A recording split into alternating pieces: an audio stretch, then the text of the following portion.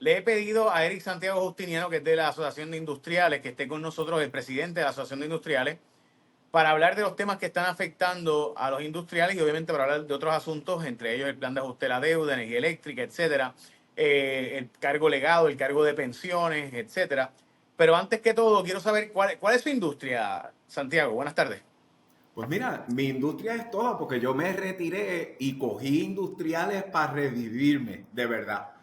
Y a consecuencia, una empresa se me acercó y me dijo, mira, coge toda esta experiencia y ayúdame también. Y estoy ayudando a una empresa nativa que tiene oficinas en China, en Centroamérica. Es una empresa emprendedora de verdad, de lo que queremos tener en Puerto Rico. Pero estuve trabajando por 36 años en Baxter, en Fenwal, en Fresenius.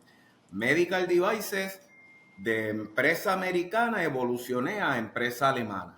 Una cultura distinta. No, le aprovecho para preguntarle entonces sobre ese asunto, ¿no? ¿Cuál es la diferencia entre una y otra?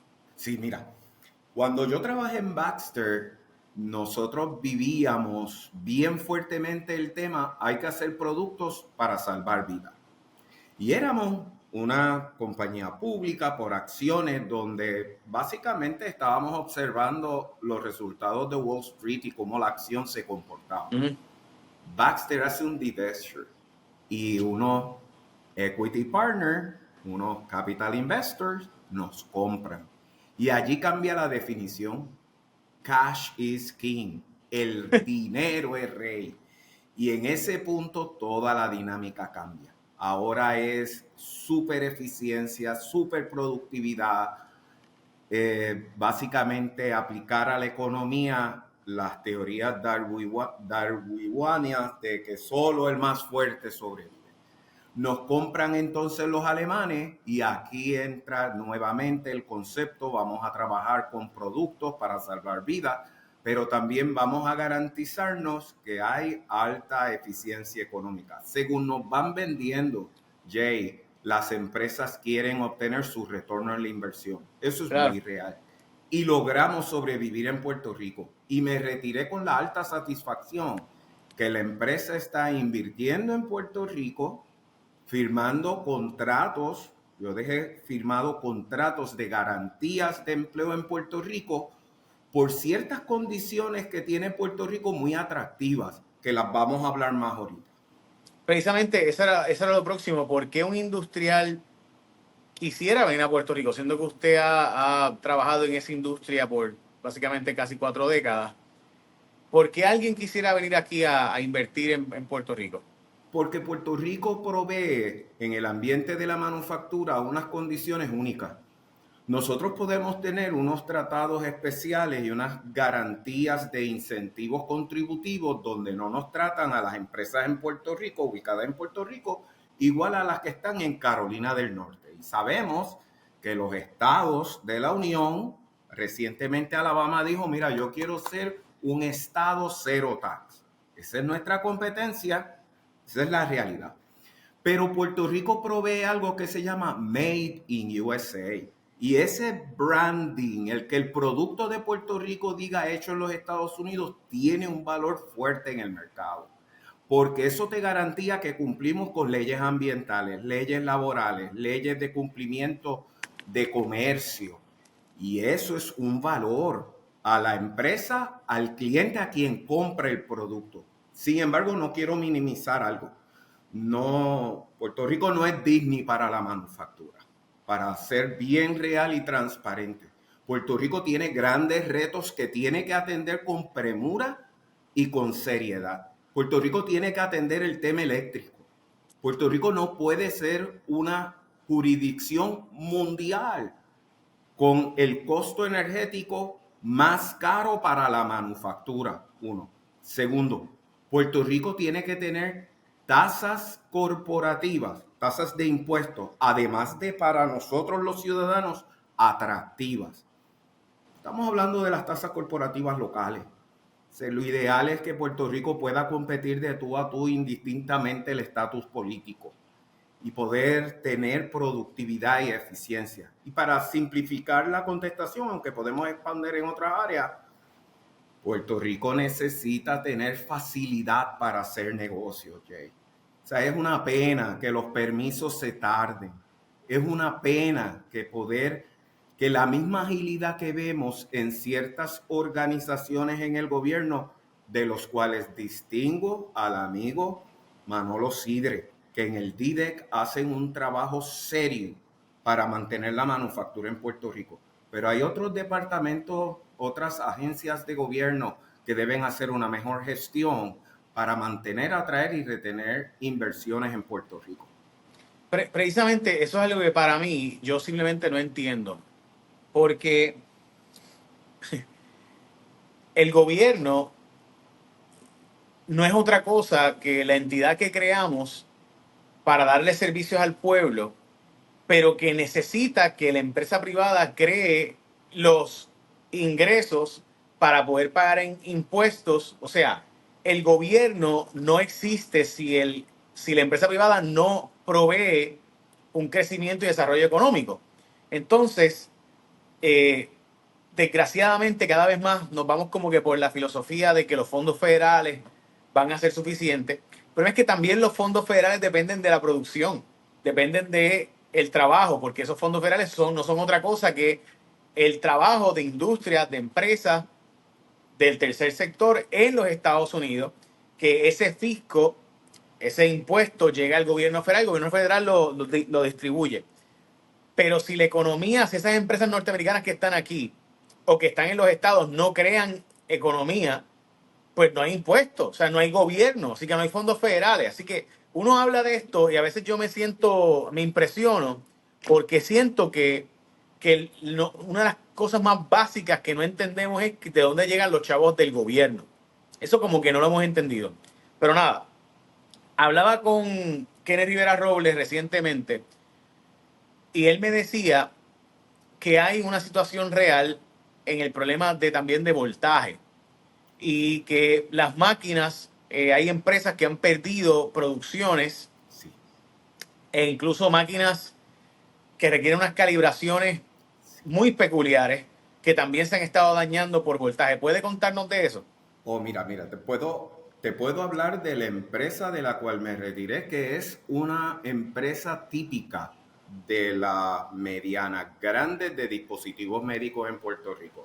Nosotros tuvimos que instalar dos generadores, no uno, dos, para garantizar que en caso de que los cambios en voltaje fueran terribles, como lo fueron, tener los sistemas activados y proteger las máquinas, la tecnología, las computadoras, la automatización tan frágil y sensitiva a cambios en voltaje. Porque Jay, no es tan solo la máquina bien grande, es la computadora que te permite que esas máquinas trabajen integradamente y que te garantiza que los sistemas de calidad estén operando. A veces tienes la máquina, tienes la gente, tienes los materiales. La computadora se escrachó, por decirlo fácilmente, para que nos entienda el público, no podemos operar. Un cambio en voltaje nos daña un servidor, que ese equipo computarizado es el que guarda toda la inteligencia y la base de datos que tú tienes que garantizarle al gobierno, a la FDA, de que estás siguiendo los protocolos y los procedimientos adecuados. Si ese servidor no está, no puedes operar. O sea, que va de la magnitud de máquinas de millones de dólares que se dañan, como de equipos pequeños que no puedes operar todas las máquinas grandes, porque sin ese cerebro no operas. Esa es la realidad de lo que está pasando. Pero en mi carácter personal, yo instalé un sistema de placas solares en mi casa. Ya llevo 3 inversores. La garantía me protege. Entonces, es un amigo, un hermano el que me hace la instalación del sistema, y así le tiene que pasar a muchos puertorriqueños, de que los cambios en voltaje son tales que liquidan los equipos. Y eso, pues, da pena Okay, decirlo, en otros países no pasa. entonces, la pregunta sobre el tema a la industria. ¿Cuánto se habla de esto en la industria? De la perspectiva de la inversión internacional y inversión local, y usted que obviamente ha dirigido empresas tan grandes y simultáneamente que estoy seguro de ir a atraer empresas. ¿Cuánto se discute eso en las reuniones? Porque mucha gente no sabe que todas las semanas se hace esta conferencia, ¿verdad? De todas las plantas. Cuando tú haces esta llamada, este conference call donde están los jefes y preguntan, bueno, ¿cómo está nuestra producción en New Jersey? ¿Cómo está en Rhode Island? ¿Cómo está la producción en Irlanda? ¿Cómo está la producción? Y de repente ven lo de Puerto Rico y ven que se están dañando equipos y preguntan, ¿por qué está pasando? ¿Cómo uno brega con eso en esas reuniones donde está el staff? Pues empresas como algunas que están ubicadas en la zona sur de Puerto Rico, que están haciendo inversiones millonarias y crecimiento para el futuro, decidieron invertir en sistemas de cogeneración y otros sistemas que se independizaron de la Autoridad de Energía Eléctrica. Punto. O sea, la única forma en que tú puedes tener la garantía, si se puede usar ese término, de que el tema de la fragilidad del sistema eléctrico de Puerto Rico y su impacto en la manufactura no sea el orden del día en la agenda de la discusión de esa revisión semanal de operaciones, es simplemente desconectándote. Y eso es la peor fórmula para el país, porque eso significa que las empresas grandes con el volumen que nos ayudan a disminuir los costos, crear lo que se llama la economía de escala para que nosotros los ciudadanos podamos tener precios razonables y competitivos para que el costo de vivir en Puerto Rico sea más bajo, no va a estar.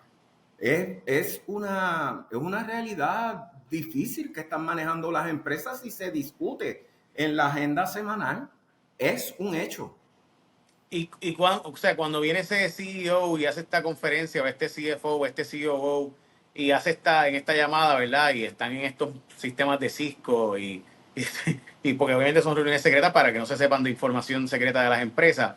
En esta conferencia semanal, eh, o sea, ¿hay ambiente para que vengan más inversiones a Puerto Rico? O si mientras esto esté así, pues simplemente no es, o sea, es un punto bien desfavorable, bien en contra el poder traer producción a Puerto Rico, traer manufactura a Puerto Rico. Y estamos hablando porque precisamente es el mes de la manufactura y la Asociación de Correcto. Industriales está hablando de la manufactura y en Puerto Correcto. Rico quizás no se sabe, pero 4, casi 5 de cada 10 dólares que se mueve en la economía de Puerto Rico, o sea, casi 5 de cada 10 dólares que llega a un restaurante, casi 5 de cada 10 dólares que llega a la ferretería, al barbero, viene de la manufactura. O sea, todavía, a pesar de que ha bajado considerablemente, y obviamente están los fondos federales llegando y demás, todavía casi el 50% de la economía de Puerto Rico, del Producto Interno Bruto de Puerto Rico, es de la manufactura. Obviamente en Puerto Rico hay unas peculiaridades de Producto Nacional Bruto versus Producto Interno Bruto que no vamos a entrar en eso ahora porque honestamente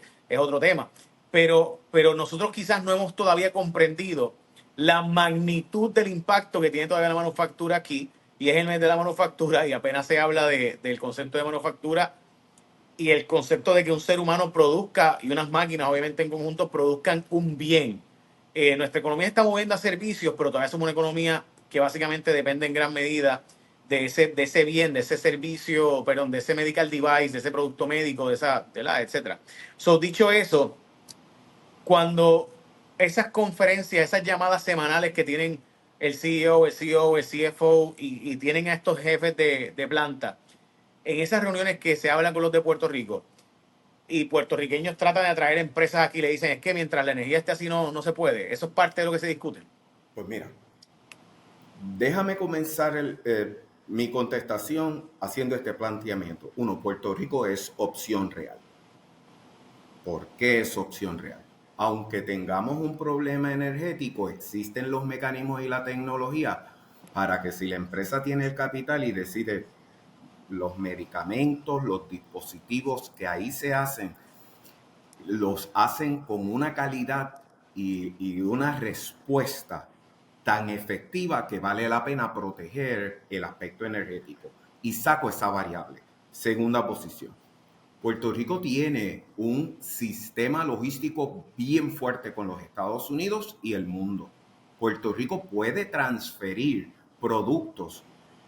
En mi caso, yo tuve la oportunidad de establecer una ruta donde casi volando y por mar pude equipararlo en unos días específicos y planificado de cierta forma. Y esas ventajas competitivas no los tienen otros países. Pero lo más importante es esto.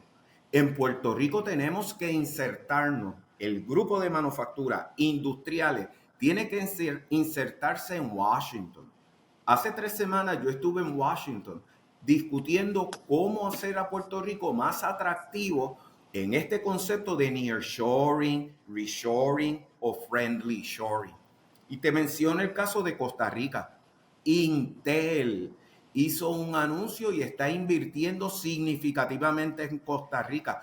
Johnson Johnson está construyendo una planta de 4.300 trabajadores en Costa Rica. Puerto Rico tiene opción si tanto el Congreso, Casablanca, el Tesoro tienen la voluntad, y tuve la percepción que sí se está dando, están comenzando a darse unos pininos en esa dirección, a una voluntad de crear un incentivo para revivir la manufactura en Puerto Rico de forma agresiva. ¿Por qué uso el término revivir? En Puerto Rico en los años 90 nosotros llegamos a 165,000 trabajadores en manufactura. 165,000. Hoy 83, 84, la mitad. Si con la mitad de los trabajadores que tuvimos en los años 90 todavía impactamos en el 50% del GDP, imagínate el efecto de rama en las empresas pequeñas, en las empresas de servicio, en los que trabajan con calidad y validaciones. El efecto multiplicador es dramático y hay congresistas y senadores del sistema federal que están mirando el cómo luchar contra la posibilidad de que China se convierta en una potencia mundial número 1, porque no es, detrás de los Estados Unidos, y el forecast es que puede sobrepasar a los Estados Unidos. Pues cómo usar a Puerto Rico como un activo estratégico para la seguridad nacional de los Estados Unidos y la defensa de la economía de los Estados Unidos. Y Puerto Rico tiene esas condiciones. Hay que crear el incentivo preciso del cual se está hablando para atraer esa inversión, no de República Dominicana y Costa Rica, no nos engañemos, es de Asia, que simplifique el supply chain, la cadena de suministro, que reduzca los costos, que sea atractivo nuevamente invertir en Puerto Rico. De eso se está hablando. Bueno, o sea que sí es, ahora mismo sí, cuando se hacen reuniones, hay unos atractivos que Puerto Rico tiene a pesar del costo energético y de la inestabilidad del voltaje. Sí, porque hay dos ingredientes bien importantes.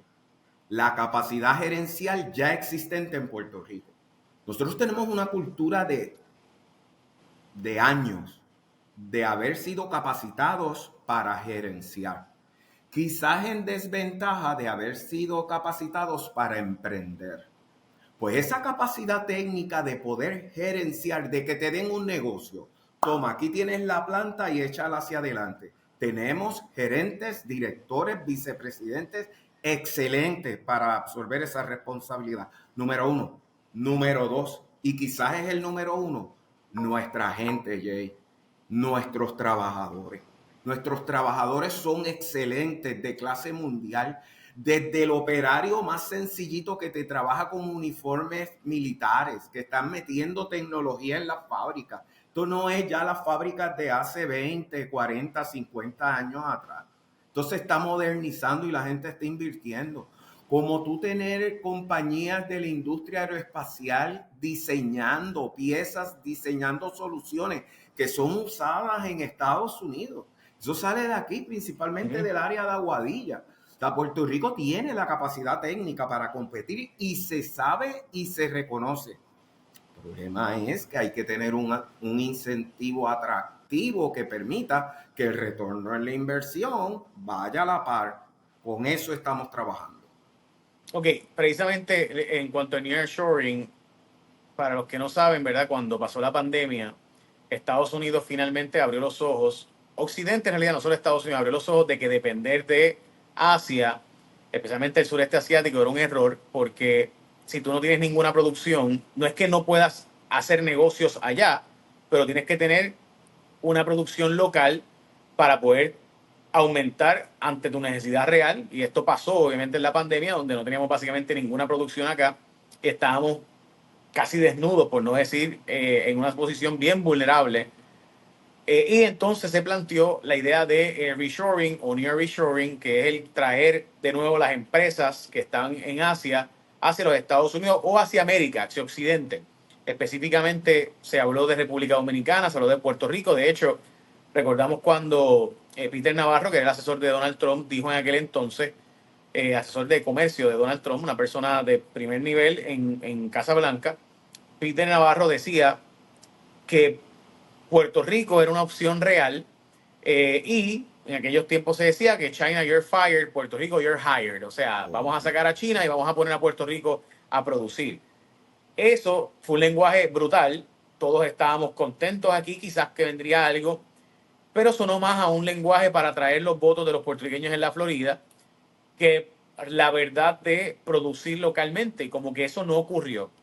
¿Qué pasó? Porque ahora mismo usted habla de Costa Rica, Colombia, que ha habido empresas que sí se están sí. ubicando allí, pero Puerto Rico como que no fue lo que se nos prometió, como que no ocurrió. No, no ocurrió, Jay, y porque es que se tiene que dar un conjunto de factores, no, no tan solo la intención del gobierno norteamericano, en aquel caso Donald Trump, de querer hacer la reclasificación. Ha habido un reenfoque. Puerto Rico ha pasado el huracán María, los terremotos, el COVID, la quiebra. Cuando tú empiezas a mezclar factores en Washington, se han dado cuenta, han observado que tú tener un territorio de 3 millones de habitantes más una extensión de una población que el total de Puerto Rico, incluyendo los que están en Estados Unidos, somos 8 o 9 millones, de momento la realidad política cambia y de momento el lenguaje y las acciones se empiezan a modificar.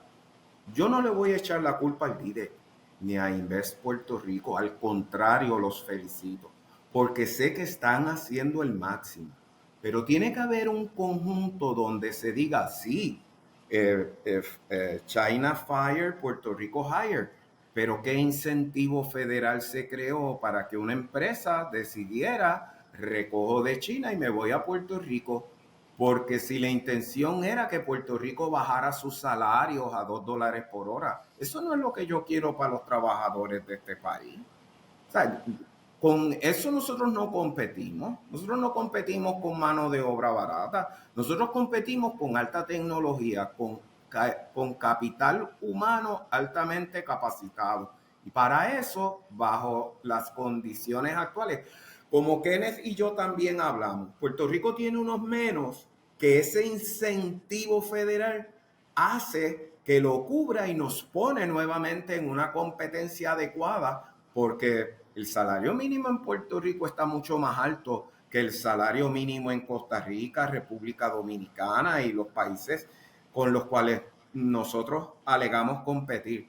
Yo creo que también hay que darle un reenfoque. Nosotros tenemos que sentarnos a colaborar.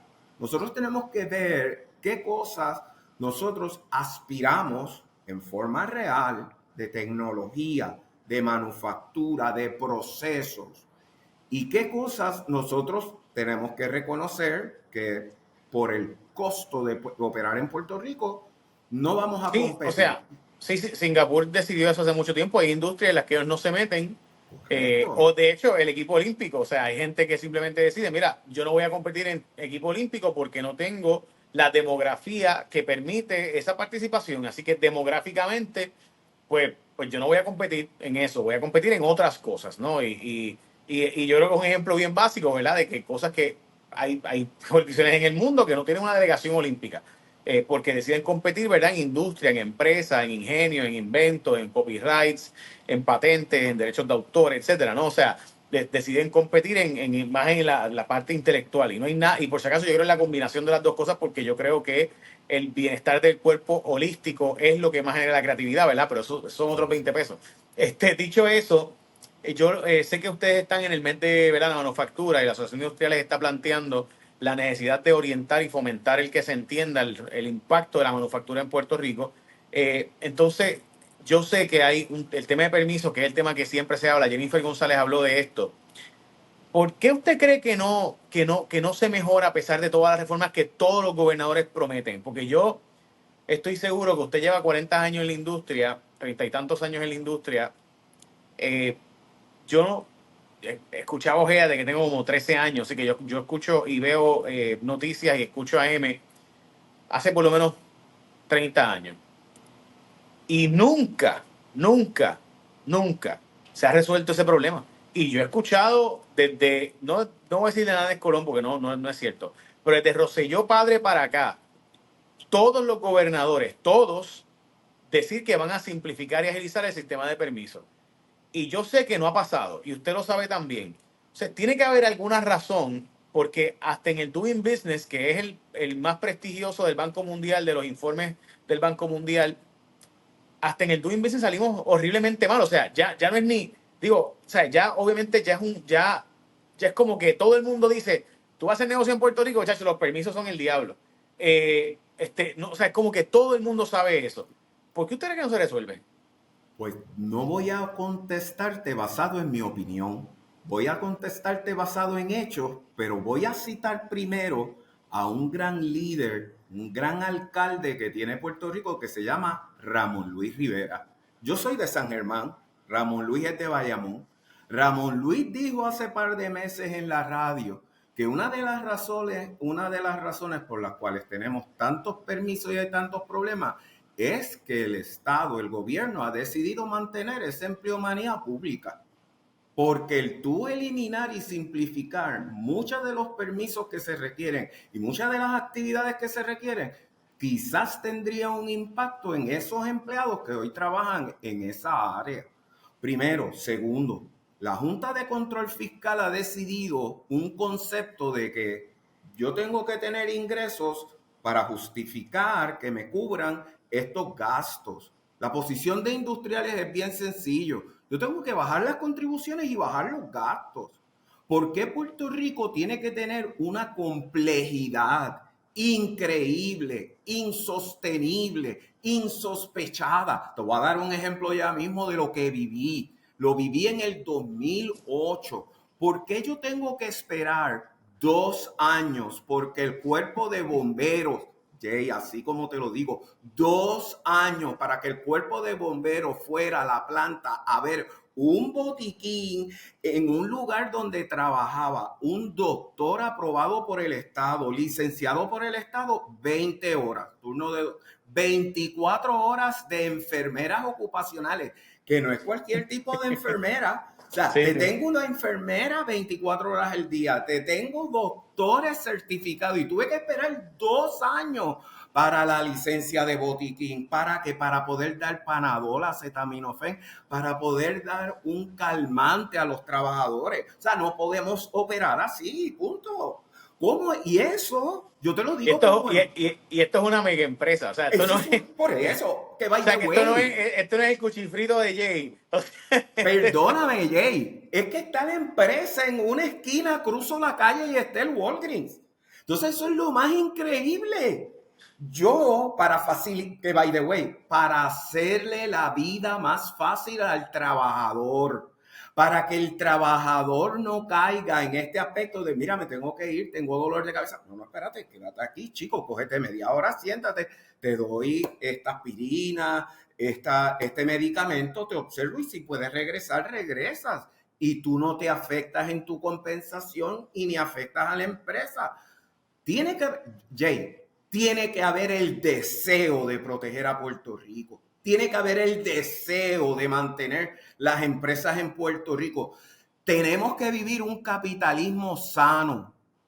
Esa es la realidad. Proteger la inversión, la propiedad privada, la plusvalía. Eso es lo que, como estábamos hablando al principio, esa es la creación de riqueza de la cual se va a cobrar las contribuciones y el que no las pague y les corresponda, oye, que vaya todo el peso de la ley. Paco se va a encargar de invitarlo a Hacienda. Eso tú lo sabes. Hacienda ha mejorado un montón en sus sistemas de recolección de impuestos. Pues permitamos que todos esos empresarios, grandes, pequeños, medianos, no estoy mencionando locales ni internacionales, es todo el empresario que quiera crear riqueza en Puerto Rico, para los que vivimos en Puerto Rico, para que el país sea mejor. Ese ambiente hay que desarrollarlo y auspiciarlo. Reconozco, porque quiero ser justo en el comentario, vi que en el DIDEC están haciendo el esfuerzo por automatizar y hacer más expedite, hacer más ágil. Rápido. Ajá. Sí, más rápido el proceso de permiso. Hay que darle el mérito al DIDEC por eso. Pero la realidad es que la arroz habichuela de lo que viven los empresarios. No te puedo mencionar el nombre. Te hablé de algo de una empresa que yo trabajé. Una vicepresidente de una operación en el norte de Puerto Rico. Cuando en una reunión de junta estábamos hablando del tema, me decía, Eric, estuve esperando 2 años para que saliera un papel para poder hacer un mejor estacionamiento para los empleados. No era expandir la planta, era para darle un mejor servicio a los empleados. No me llegó el permiso, me cancelaron el proyecto.